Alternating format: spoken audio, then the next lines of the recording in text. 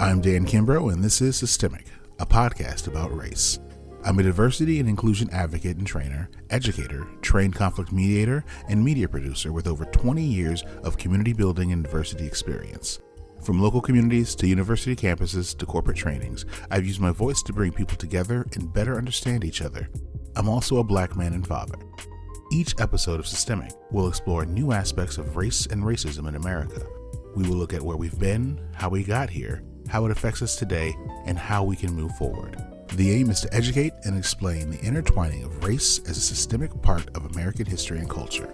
We hope that each episode enlightens and drives you to help work towards an anti-racist future.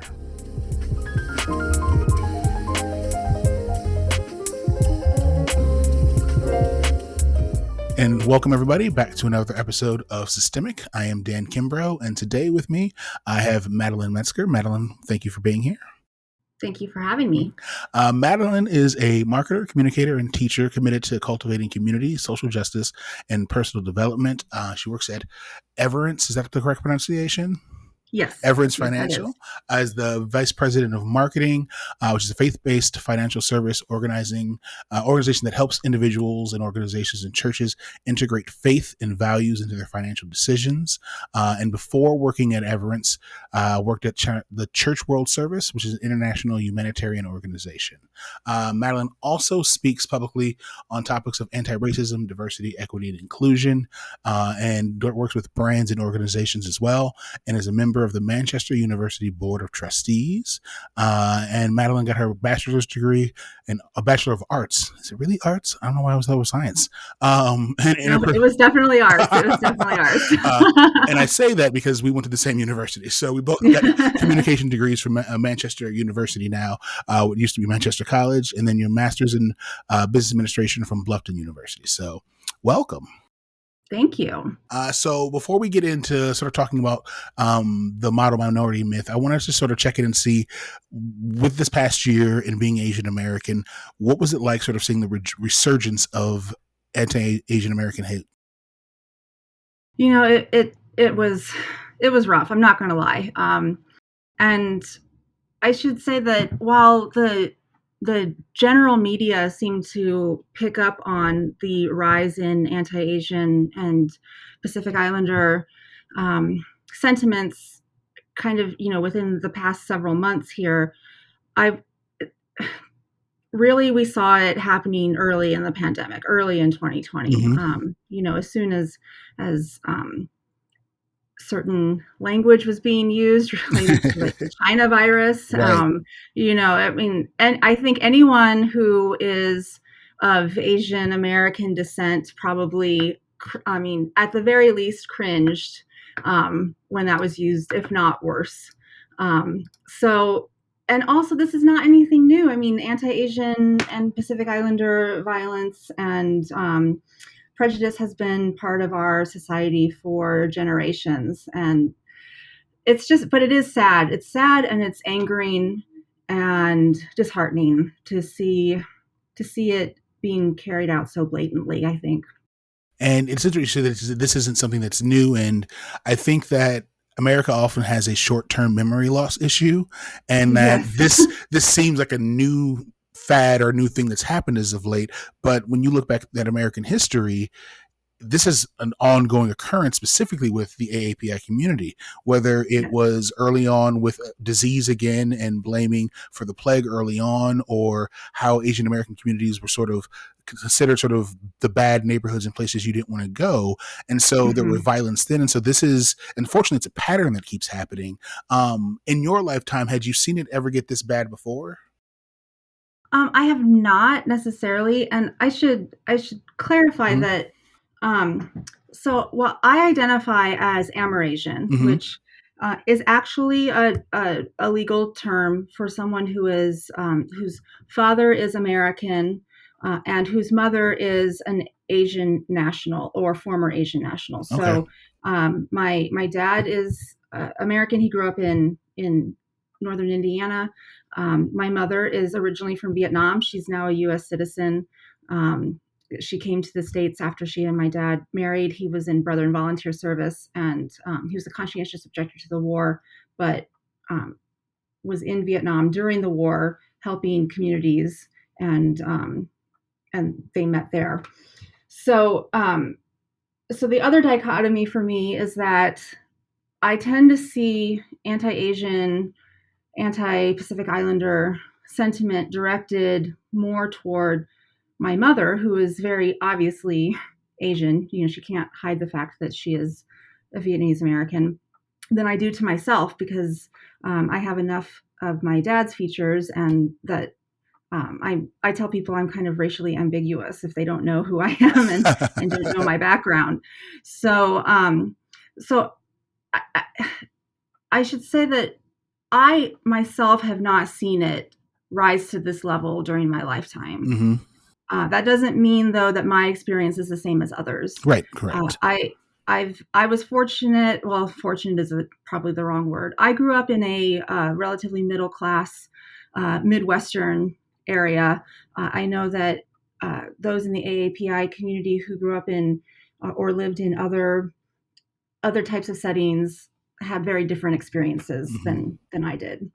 But from my perspective, this seems to be worse than anything that I've seen during my lifetime. Gotcha. Okay, and thank you for that clarification. I didn't know that that was an actual legal term. So Yes, actually, I think it was used for a while, but it became a little bit more well known after several years after the Vietnam War ended. mm-hmm. I think it was the late 70s or early 80s. I probably should have looked that up before I I know. joined this interview. But the U.S. government passed an act that allowed Amerasian children, although a lot of them were adults or teenagers at the time, Amerasian children who had been left behind in Vietnam, to legally immigrate to the U.S. Okay.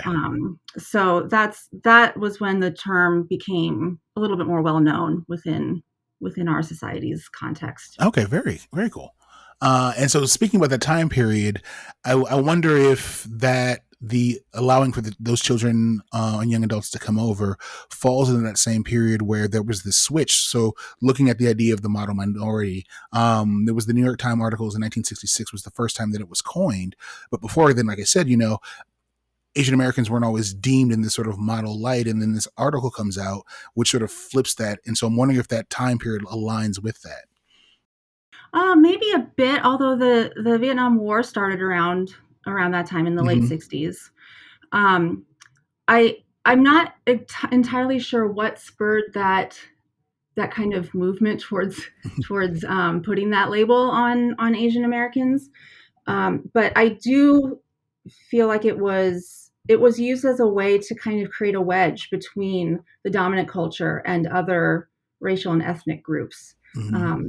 In a lot of ways, the model minority myth has been used to kind of lift up the AAPI community inappropriately, I think, as kind of a way to say to other racial and ethnic groups in our country, why can't you be more like these Asians who, for various reasons. And I mean, we have a long history in this country of doing that, of finding ways to put a wedge between groups so that we maintain the power and privilege of the dominant culture. No, I agree. It's interesting because when I lived in Bellingham, Washington for a short time, and it's just north of Seattle, and it was the first time, like Fort Wayne, Indiana, where I'm from, there is a very large Asian American population. But like this was the first time I was somewhere where like numbers were almost equal across the board, and it was probably the first time in my life that I'd ever felt that there was a really strict division of non-dominant culture races. And so like meeting Native American or indigenous persons who were there, meeting the Asian American community, and like the wedges that were there, I'd never understood it. Like it was like when it comes to racism, and it sounds horrible to say it's an us versus them thing, but like people of color are always sort of on one side against the dominant culture. And that wedge I'd never seen before, that's where that dominance came from, was how very rigid it was, where nope, this is the Black community, this is the Asian community, this is the indigenous community, and there's deep-seated hatred between them. And I was, how did this happen? But again, being from the Midwest, those lines hadn't been drawn between groups that way, and it was really interesting to see that. Yeah, or at least not drawn as starkly. Right. Yes, yeah, and I think there's a lot of reasons for it, but one of the most significant reasons, I think, is the rise of capitalism and the rugged American individualism in our society, and there's history out there that shows that companies and company executives in the past who employed white collar workers, such as in the mining industry, or basically any industry where you have a working class population, of corporate leaders using differences among their employees to kind of keep them separate, keep their mindset separate, at least, right, in order for them to maintain their white class status and power over their employees. And I know that's one way that has manifested itself in our society historically. I think that you can apply that across the board to other situations and circumstances that are also inherently designed to maintain the dominant culture's normative white culture in our country. We saw it in the Rodney King situation in LA. Yeah, the LA riots. How old were we when? Yeah, the LA riots. Yeah. How old were we when that happened? Was that 96? Maybe. I think so. We were in high school, definitely. Yeah. So the LA riots, the Asian American community, location, the geography of the Asian American community was in between the African American community in LA and the white community in LA. And we saw as the violence spilled over into the Asian American community, and we saw that the police did not respond as quickly as they probably would have if it had spilled over into the white community. And so that's another example of how the Asian American community was used as a buffer, right, between the white dominant culture and, in this instance, the African American, the Black community. And go ahead. No, go ahead. I would say, it's so interesting. And in doing research just for this conversation, but in general, trying to better understand things. I know growing up, young Dan was always taught that in every Black community, there's going to be a Korean nail salon or a Vietnamese grocer somewhere, because they were taking those storefronts. The Asian Americans were taking those storefronts from Black people being able to have businesses.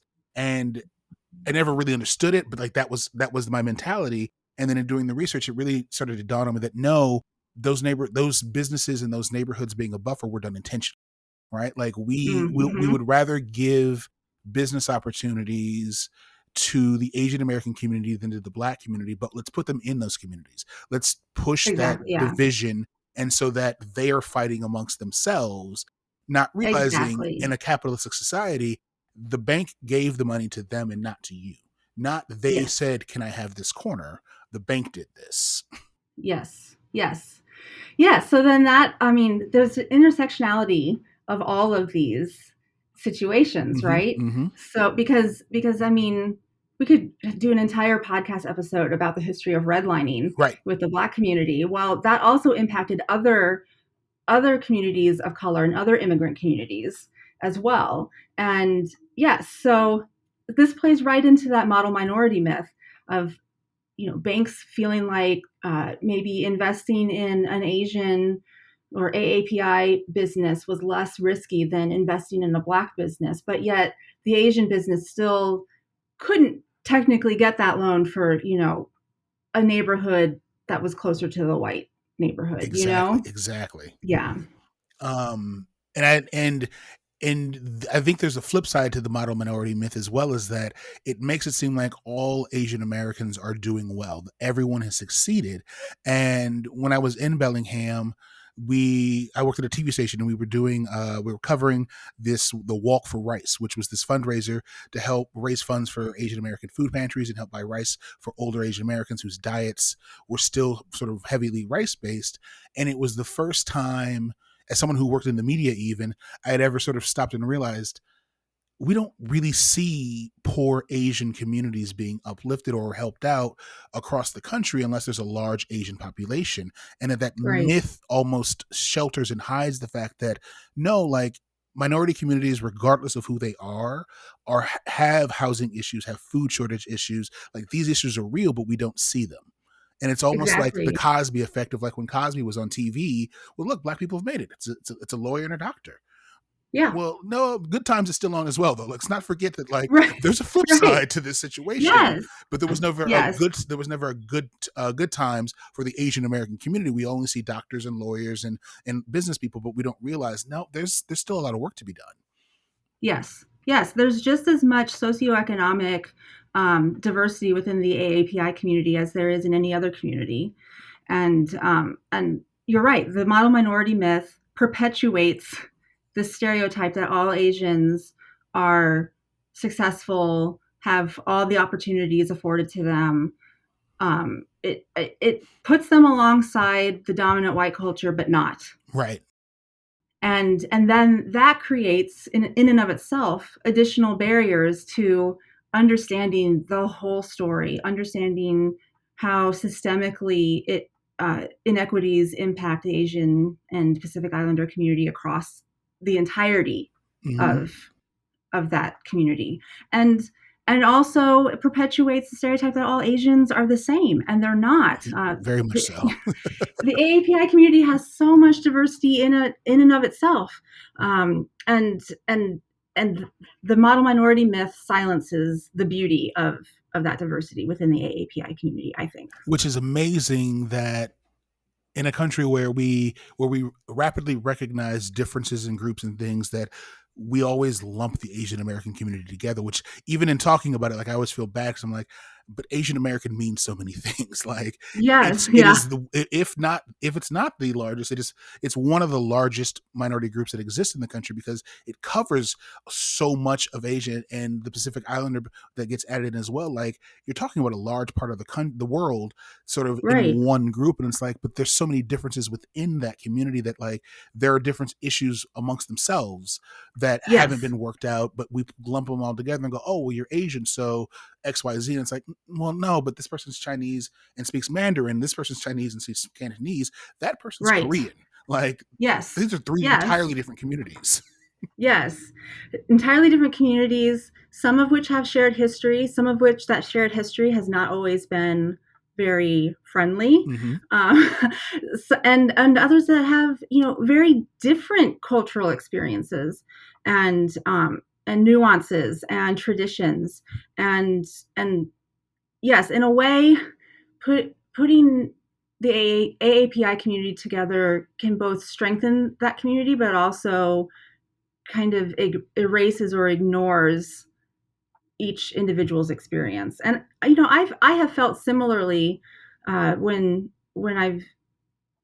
when people talk about like the Latinx, the Mm-hmm. Latino and Hispanic community. It's like they have such a vast array of cultural heritage differences themselves. Same with indigenous communities Mm-hmm. um, and or when someone refers to Africa, the continent, as if it's a country. It's like there's so much for us to understand and learn that I think would actually benefit all of us if we were to get past these stereotype labels.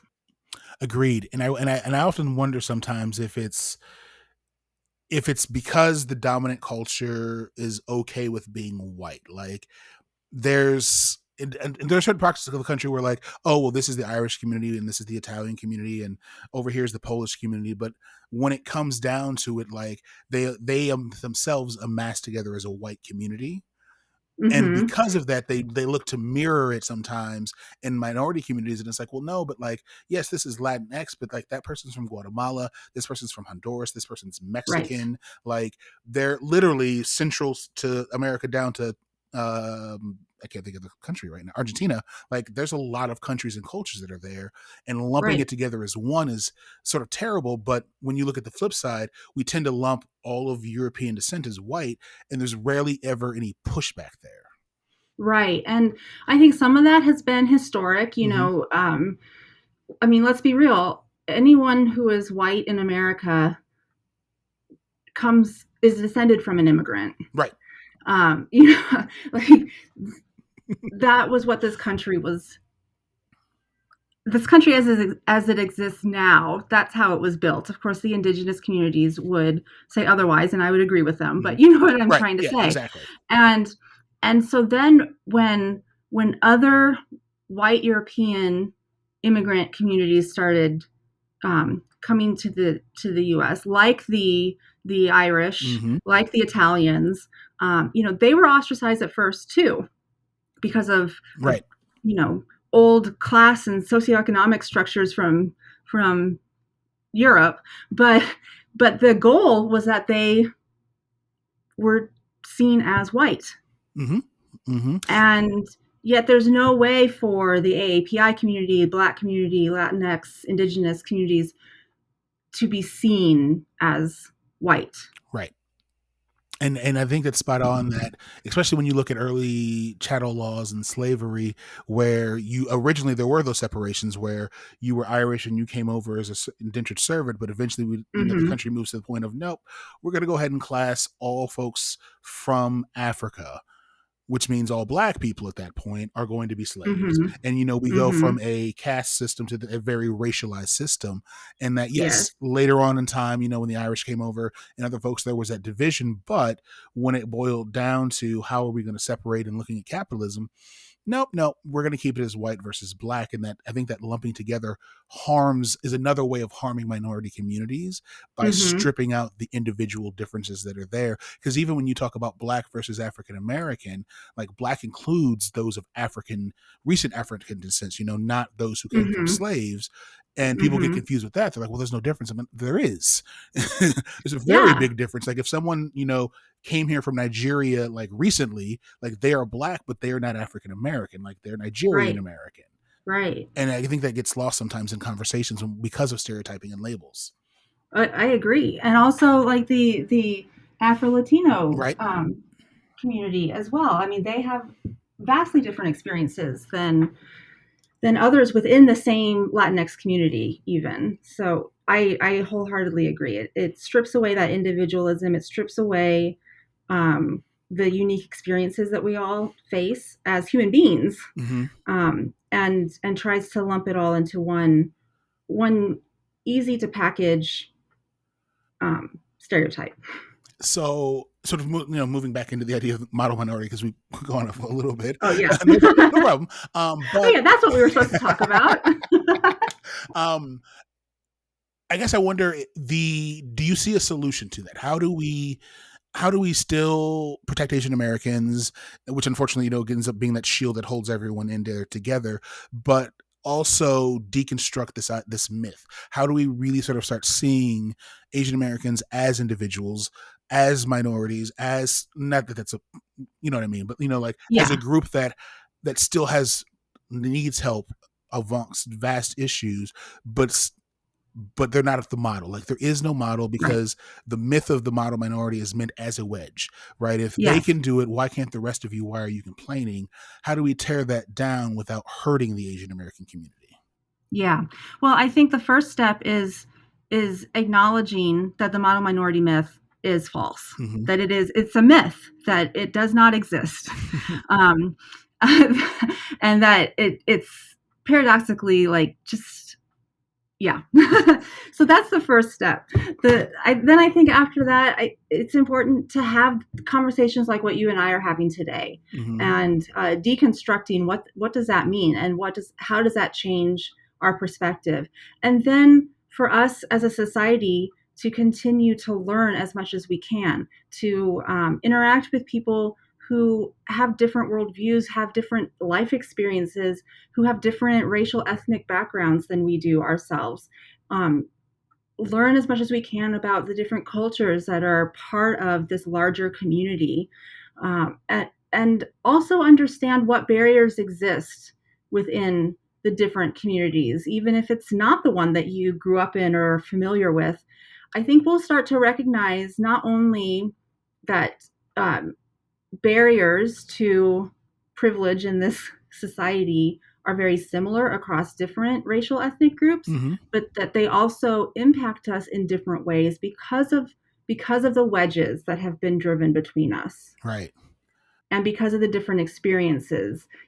I won't say that the AAPI experience is exactly the same as the African American experience in the US. It's not. But we are impacted by similar structures, systemic structures of isms, Right. racism, socioeconomic ism, etc.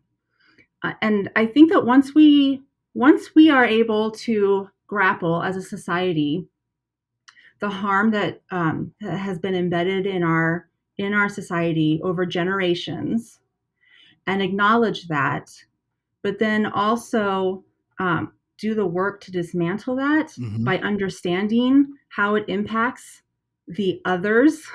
And I use that term lovingly, Right. Right. because I know it's not often used lovingly. But if we can step outside of ourselves and see how certain things impact our neighbor 5 blocks down differently than it impacts us, I think that opens a whole new dialogue for us as a society.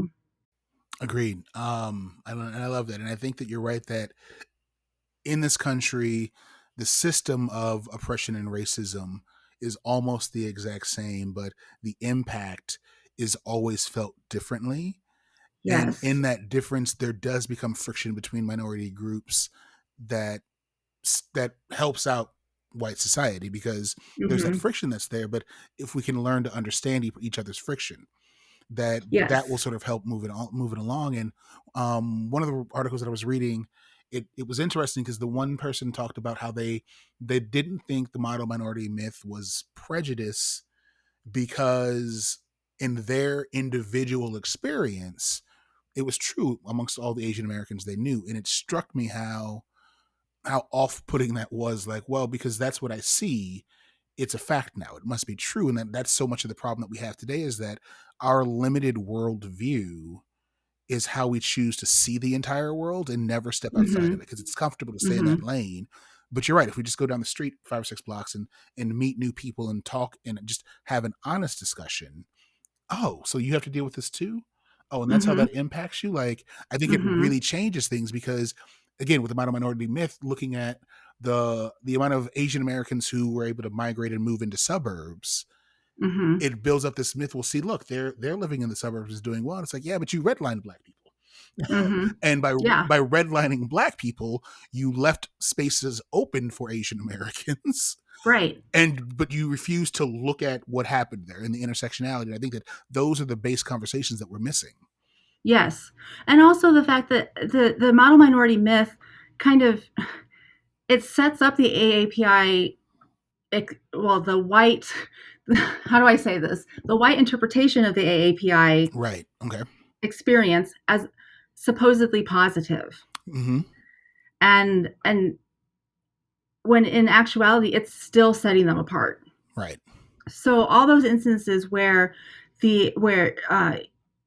individuals from the AAPI community that we know who might fit that model minority myth, well, yeah, that's fact, and it's good for them, right? Because they've been upwardly mobile, Mm-hmm. and Mm-hmm. they've had opportunities to pursue their education and pursue their careers, and start building generational wealth through homeownership and et cetera, et cetera.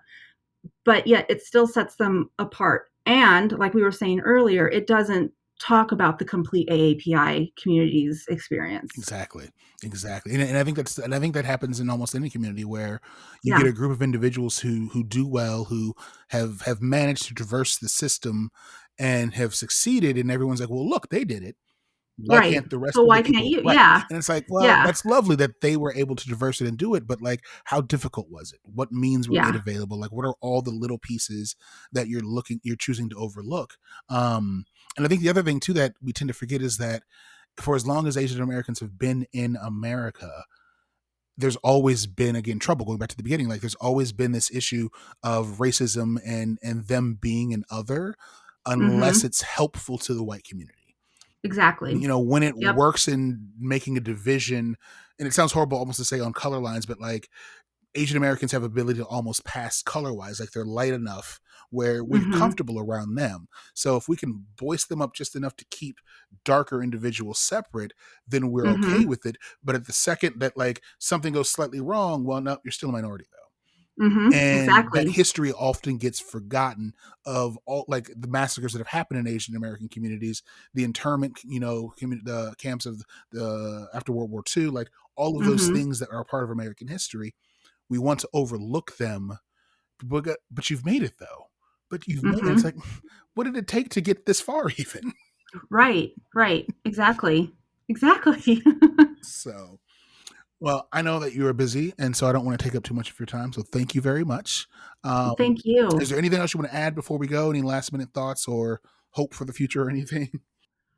I in the midst of feeling really disheartened and frustrated with how, racism in general seems to now be acceptable once again in our society. Unfortunately. I do, yeah, unfortunately, I do feel hope because we have pockets like this podcast that are saying no, this is not okay, and we need to talk about it, and that gives me hope because I've also seen an increase in that recently, and so on my bad days, I try and focus on that hope and that positive direction of, maybe this is our tipping point. Maybe this is when we can finally say enough is enough. We're not going to keep treating people like this. Yeah, that would be amazing. Yeah. But to finally have a tipping point. So, Yeah. so We'll see. hopefully, fingers crossed. Fingers crossed. So. Right. I have my cynical days too. Don't get me wrong. Oh, no, I know. We all do. So.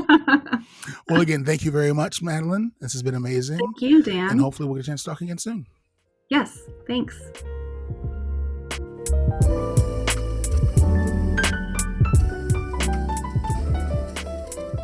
Thank you for listening to Systemic. This podcast aims to create a community of change and can only do so through your support. Please make sure you subscribe and follow wherever you listen to podcasts. And if you would, head over to Apple Podcasts to rate and leave a review. The more you share and review Systemic, the more our community of change can grow. Another way you can help is supporting Systemic on Patreon. Your contributions will allow the podcast to expand and give you the opportunity to support Systemic offline. Thank you again for listening and your support. Systemic is a production and passion of Park Multimedia. And remember, to solve any problem, you must first acknowledge it exists.